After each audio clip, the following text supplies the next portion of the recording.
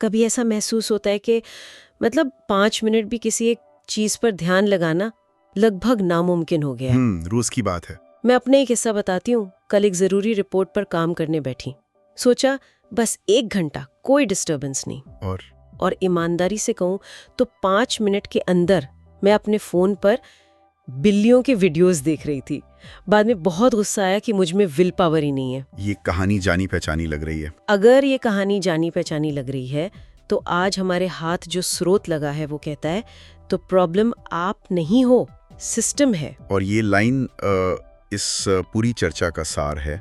हम सब इसी सोच में फंसे हैं कि ये हमारी व्यक्तिगत नाकामी है, हमारी इच्छा शक्ति की कमी है। हाँ, हम खुद को कोसते हैं। बिल्कुल। लेकिन आज हम जिस किताब के सारांश पर बात कर रहे हैं, स्टोलन फोकस, वो इस पूरी सोच को ही पलट देता है। लेखक का तर्क है कि ये किसी एक इंसान की लड़ाई है ही नहीं। तो फिर ये क्या है? हम एक ऐसे सिस्टम के खिलाफ लड़ रहे हैं जो जानबूझकर हमारा ध्यान चुराने के लिए बनाया गया है। और जब तक हम दुश्मन को नहीं पहचानेंगे तब तक लड़ेंगे कैसे? बिल्कुल से। ये तो ऐसा है जैसे हम तैरने की कोशिश कर रहे हों और कोई लगातार हमें पानी में नीचे खींच रहा हो। और हम सोच रहे हैं कि शायद हम ही अच्छे तैराक नहीं हैं। हाँ, तो आज का हमारा मकसद इसी खींचने वाली ताकत को समझना है। स्टोलन फोकस के सारांश के आधार पर हम ये जानेंगे कि धीरे धीरे हमारा ध्यान हमसे क्यों छीना जा रहा है और इसके पीछे असल में कौन जिम्मेदार है। तो चलिए सबसे बड़ी और शायद सबसे चौंकाने वाली वजह से शुरू करते हैं जो इस किताब में बताई गई है। सोशल मीडिया का पूरा बिजनेस मॉडल। अच्छा। इसमें एक लाइन है जो सुनकर थोड़ा असहज करती है। एप्स फ्री इसलिए नहीं है क्योंकि वो अच्छे हैं, फ्री इसलिए है क्योंकि आप प्रोडक्ट हो। आप प्रोडक्ट हो, ये सुनने में कठोर लगता है ना? बहुत ज्यादा। इसका मतलब क्या है? इसका सीधा सा मतलब है कि इन प्लेटफॉर्म्स के लिए असली ग्राहक हम नहीं, विज्ञापनदाता हैं। और ये कंपनियां उन विज्ञापनदाताओं को क्या बेच रही हैं? हमारी आंखें, हमारा समय, हमारा ध्यान। उनका पूरा सिस्टम, सारे एल्गोरिदम, वो सब इसी एक लक्ष्य के लिए काम करते हैं कि हमें ज्यादा से ज्यादा देर तक स्क्रीन से चिपकाकर कैसे रखा जाए। लेकिन क्या ये वाकई इतना सोचा समझा प्लान है या बस ये एक बिजनेस का साइड इफेक्ट है? मतलब वो तो बस लोगों को कनेक्ट करना चाहते हैं, हमें कंटेंट दिखाना चाहते हैं। ये एक बहुत अच्छा सवाल है। शायद शुरुआत में इरादा नेक रहा हो, लेकिन आज का सच ये है कि ये एक साइड इफेक्ट नहीं बल्कि बिजनेस मॉडल का केंद्र है। बिल्कुल, बिजनेस मॉडल का केंद्र है। इसे अटेंशन इकोनॉमी या ध्यान की अर्थव्यवस्था कहते हैं। ध्यान की अर्थव्यवस्था। इस अर्थव्यवस्था में इंसान का ध्यान सबसे कीमती मुद्रा है। आप जितना ज्यादा समय किसी ऐप पर बिताते हैं, वो आपके बारे में उतना ज्यादा डेटा इकट्ठा करता है। मतलब आप क्या पसंद करते हैं, किससे बात करते हैं, किस बात पर गुस्सा होते हैं। फिर इस डेटा का इस्तेमाल आपको ऐसे विज्ञापन दिखाने के लिए किया जाता है जिन्हें क्लिक करने की संभावना सबसे ज्यादा हो। तो एक तरफ हमारा ध्यान बट रहा है और दूसरी तरफ किसी का रेवेन्यू बढ़ रहा है। रिश्ता बिल्कुल साफ है। एकदम साफ। समझ गए। तो हमारी एकाग्रता वो कच्चा माल है जिससे ये डिजिटल फैक्ट्रियां चल रही हैं। और इन फैक्ट्रियों को चलाने का सबसे असरदार तरीका है हमें लगातार अपनी ओर खींचते रहना, हमें एक पल भी अकेला न छोड़ना। और यहीं पर दूसरा मुद्दा आता है जिससे हम सब परेशान हैं। लगातार बजने वाले नोटिफिकेशंस। किताब में इसके लिए एक बेहतरीन लाइन है, हर नोटिफिकेशन एक मेंटल स्विच है। हाँ, मेंटल स्विच। ये सिर्फ एक छोटा सा टिंग नहीं है, ये हमारे दिमाग के लिए एक जबरदस्ती का कमांड है जो कहता है जो कर रहे हो उसे रोको और इधर देखो। और इस स्विच को दबाने की कीमत क्या है? एक बहुत बड़ी कीमत है, एक कॉस्ट है। किताब के सारांश में बताया गया है कि फोकस टूटता है, फिर वापस आने में टाइम लगता है। कितना टाइम? रिसर्च ये बताती है कि किसी गहरे काम से ध्यान हटने के बाद वापस उसी स्तर की एकाग्रता पाने में औसतन 23 मिनट लग सकते हैं। क्या 23 मिनट? ये तो बहुत ज्यादा है ना? मतलब अगर दिन में मुझे सिर्फ 10 नोटिफिकेशन भी आते हैं जो मेरा ध्यान खींचते हैं, हाँ, तो मेरे तो कई घंटे सिर्फ फोकस वापस पाने की कोशिश में ही बर्बाद हो गए। बिल्कुल। और हम दिन में 10 से कहीं ज्यादा नोटिफिकेशन झेलते हैं। तो इसका मतलब हम कभी भी उस गहरी एकाग्रता की स्थिति में पहुंच ही नहीं पाते। सही कहा, जिसे मनोवैज्ञानिक फ्लो स्टेट कहते हैं। वो अवस्था जब आप किसी काम में पूरी तरह डूब जाते हैं और समय का पता ही नहीं चलता। ये लगातार आने वाले टिंग हमें हमेशा सतह पर ही रखते हैं, हमें कभी गहराई में उतरने ही नहीं देते। और मुझे लगता है हम सब ने इस बिखरे हुए ध्यान के साथ जीने का एक तरीका निकाल लिया है, या यूं कहें कि खुद को धोखा देना सीख लिया है। हाँ, हम उसे एक फैंसी नाम देते हैं, मल्टीटास्किंग।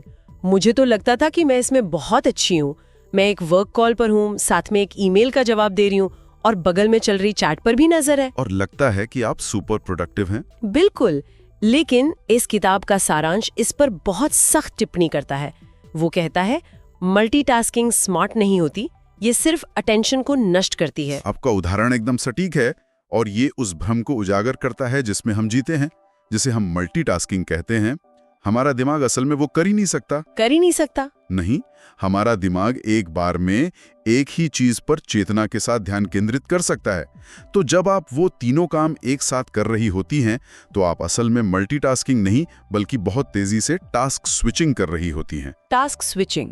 आपका दिमाग पागलों की तरह कॉल, ईमेल और चैट के बीच कूद रहा होता है। और इसका नुकसान क्या होता है? आखिर काम तो हो ही रहा है, भले ही टुकड़ों में हो। नुकसान बहुत गहरा है। हर बार जब आप स्विच करते हैं तो आपकी मानसिक ऊर्जा का एक हिस्सा खर्च होता है।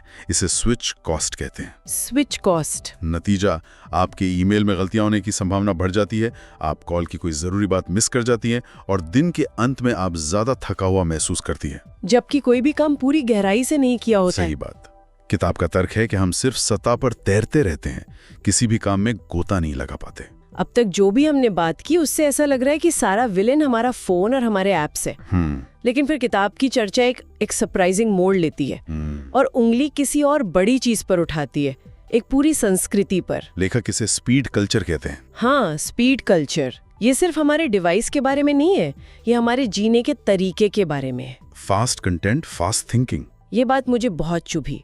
हाँ, और ये इस समस्या को व्यक्तिगत स्तर से उठाकर एक सामाजिक और सांस्कृतिक स्तर पर ले जाता है। स्पीड कल्चर का मतलब क्या है, थोड़ा और समझाइए। इसका मतलब है कि अब हर चीज तुरंत चाहिए। 2 घंटे की फिल्म नहीं, 30 सेकंड की रील, लंबा लेख नहीं, 280 कैरेक्टर का ट्वीट, धीमी गति से पकाई गई दाल नहीं, 2 मिनट में बनने वाले नूडल्स। ये रफ्तार हमारी जिंदगी के हर पहलू में घुस गई है। और इसका हमारे सोचने की क्षमता पर क्या असर पड़ रहा है? असर बहुत खतरनाक है। सारांश के शब्दों में, धीरे सोचने की क्षमता हम खो रहे हैं। धीरे सोचना, ये तो सुनने में बुरा लगता है, जैसे कोई धीमा है। नहीं, धीरे सोचना कोई बुरी बात नहीं है। धीरे सोचने का मतलब है गहराई से सोचना, किसी मुद्दे के अलग अलग पहलुओं पर विचार करना, रचनात्मक होना, जटिल समस्याओं को समझना। अच्छा। जब हमारा दिमाग लगातार छोटी छोटी, तेज और सनसनीखेज जानकारी का आदी हो जाता है, तो वो उस धैर्य और मानसिक सहन शक्ति को खो देता है जो गहरी सोच के लिए जरूरी है। तो हम जानकारी तो बहुत ले रहे हैं, हम जानकारी तो बहुत इकट्ठा कर रहे हैं, लेकिन ज्ञान और समझ से दूर होते जा रहे हैं। ये एक बहुत डरावनी बात है। तो अगर समस्या इतनी बड़ी और सिस्टमैटिक है, एक पूरी अर्थव्यवस्था और संस्कृति हमारे खिलाफ है, तो क्या हम बस हार मान लें? क्या हम असहाय हैं? हाँ, यहीं पर ये स्रोत एक बहुत ही उम्मीद भरा और शक्तिशाली दृष्टिकोण पेश करता है। वो कहता है, फोकस सिर्फ विल पावर नहीं होता। और ये बात सालों से हमें यही सिखाया गया है कि ध्यान लगाओ, इच्छा शक्ति दिखाओ, अगर नहीं कर पा रहे तो ये तुम्हारी कमी है।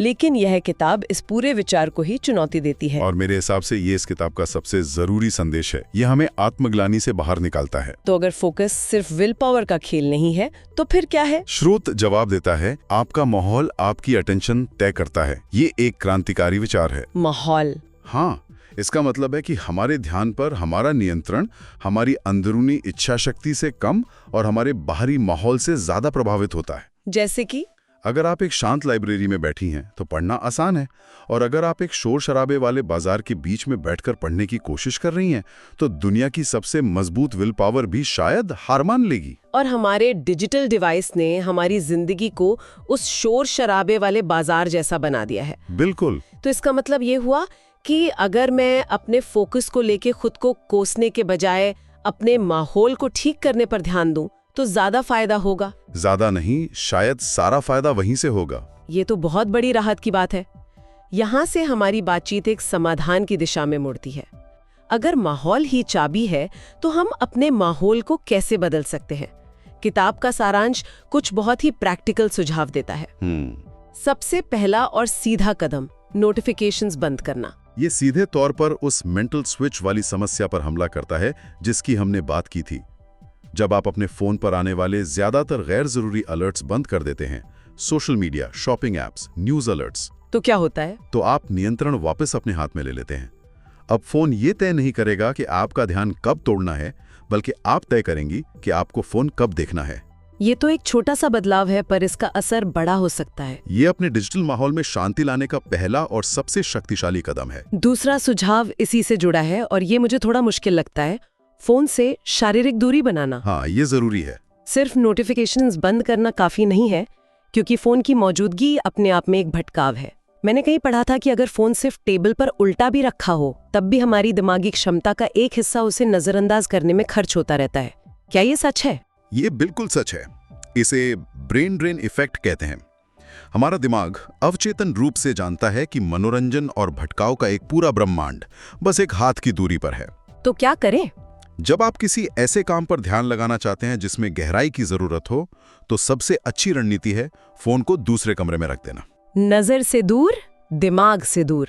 हाँ, ये कहावत यहाँ काफी हद तक काम करती है। ये आपके माहौल को बदलने का एक ठोस भौतिक तरीका है। ठीक है, तो डिजिटल माहौल को शांत करना और उससे दूरी बनाना, ये 2 बातें हो गई।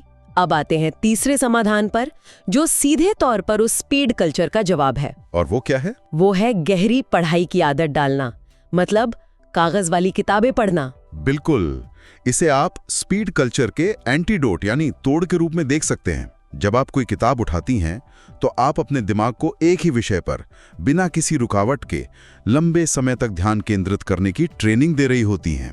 ये दिमाग की एक्सरसाइज जैसा है।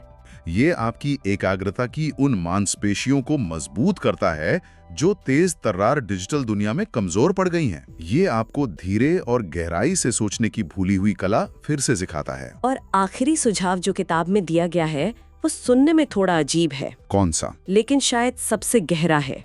बोर होने की क्षमता बढ़ाना। बोरियत। आज की तारीख में हम बोरियत से इतना डरते हैं, जैसे ही 2 मिनट खाली मिलते हैं ट्रैफिक लाइट पर या कॉफी बनने का इंतजार करते हुए, हमारा हाथ तुरंत फोन की तरफ जाता है। और लेखक के अनुसार यही हम सबसे बड़ी गलती करते हैं।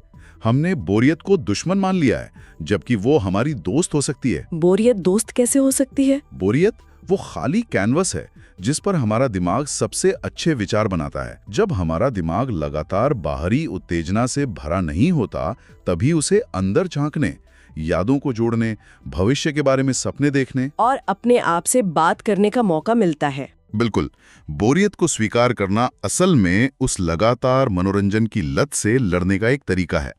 यह अपने दिमाग को शांत होने और रिचार्ज होने का मौका देना है। तो इन सभी बातों का सार क्या है? अगर हम इन सबको एक साथ देखें, तो एक बड़ी और साफ तस्वीर सामने आती है। और वो क्या है? किताब का सारांश इसे बहुत शक्तिशाली तरीके से पेश करता है।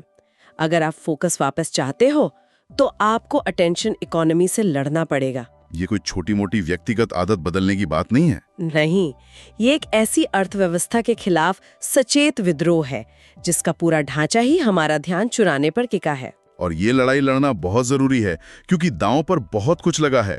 किताब की आखिरी लाइन हमें बताती है कि क्यों फोकस फ्यूचर की सबसे बड़ी शक्ति है। इस पर जरा सोचते हैं। फोकस फ्यूचर की सबसे बड़ी शक्ति है। एक ऐसी दुनिया में जहां ज्यादातर लोगों का ध्यान बिखरा हुआ है, जहां लोग गहराई से सोच नहीं पा रहे हैं, वहां जो इंसान या समूह अपने ध्यान को नियंत्रित कर सकता है, उसे एक असाधारण बढ़त हासिल होगी। सही कहा। ध्यान केंद्रित करने की क्षमता ही कुछ नया सीखने, कुछ बड़ा बनाने, गहरे रिश्ते निभाने और असल में अपनी जिंदगी को अपने शर्तों पर जीने की सबसे बड़ी ताकत होगी। तो ये सिर्फ काम खत्म करने के बारे में नहीं है, ये अपनी चेतना का मालिक बनने के बारे में है। तो ये चर्चा हमें एक बहुत ही अहम मोड़ पर लाके छोड़ती है। ये सिर्फ कुछ टिप्स और ट्रिक्स की बात नहीं है, ये एक मानसिकता के बदलाव की बात है। ये समझने की बात है कि हमारा ध्यान एक बहुत ही कीमती और सीमित संसाधन है और हमें एक योद्धा की तरह इसकी रक्षा करनी होगी। बिल्कुल, और इसी सोच के साथ हम आज की इस गहरी पड़ताल को समाप्त करते हैं। लेकिन श्रोताओं के लिए एक सवाल छोड़ जाते हैं जो सीधे स्रोत के मूल विचार से ही निकला है। और वो सवाल है, अगर हमारा माहौल ही हमारा फोकस तय करता है, तो हमारे रोजमर्रा के माहौल में वो एक सबसे छोटा बदलाव क्या हो सकता है जिसे आज ही अपनाकर हम अपने ध्यान पर अपना नियंत्रण सबसे ज्यादा वापस ला सकते हैं। अगर आपको ये वीडियो पसंद आया हो तो इसे लाइक कीजिए, शेयर कीजिए और सब्सक्राइब करना ना भूलिए, क्योंकि हम हर हफ्ते लाते हैं ऐसी किताबों की समरी जो आपकी सोच और जिंदगी दोनों बदल सकते हैं।